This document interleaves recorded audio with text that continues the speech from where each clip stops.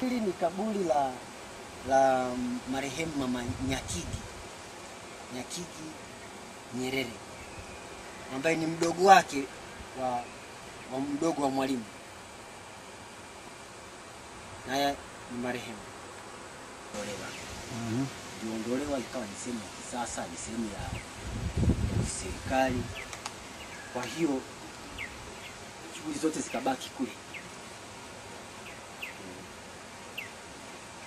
Mpya ambayo Mwalimu aliingia tu baada ya kutoka kule alipokuwa anaumwa, akaingia humo akiwa mgonjwa.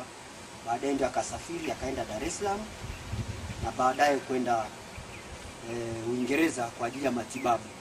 Hakurudi tena na ndio akawa marehemu.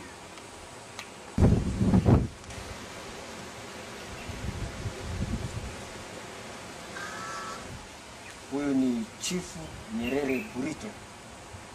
Alizaliwa mwaka 1860 na amefariki tarehe 30 mwezi wa 3 1942. Alitawala 1912 hadi 1942.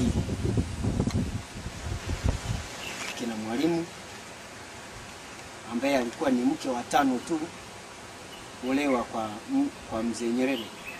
Mzee Nyerere Burito alikuwa anaitwa Christina Ngaya ya Ng'ombe. Alizaliwa mwaka 1992, amefariki tarehe Septemba 1997, na mji wake ndio ule ambao uliotoka kule. Na huyu ndio tuko tunaishi naye pale. Na hata wakati Mwalimu amefariki aliniacha mule na ngazi napanda.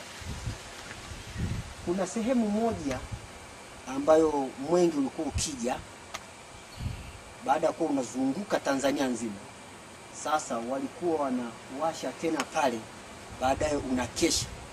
Kwa hiyo ule mwenge ulikuwa na uwezo wa kuondoka unaendelea na safari, alafu pale palikuwa panaendelea kuwaka moto.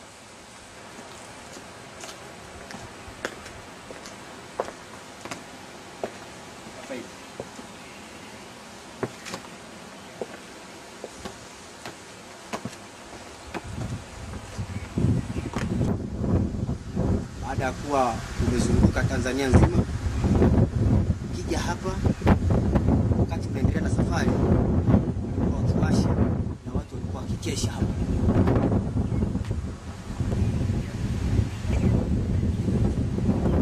Na sanamu hii unaiona hapa, kihistoria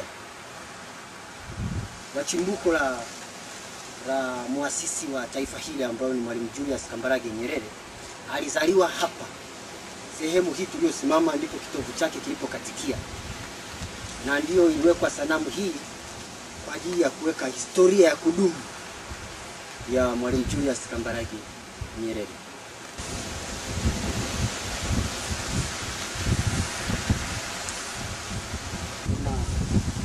Kuna nyumba hii, nyumba ni kaburi alimozikwa marehemu baba wa taifa Julius Kambarage Nyerere, ambaye siku chache baada ya kutoka na mauti akafariki dunia. Kwa hiyo alizikwa katika kaburi hili.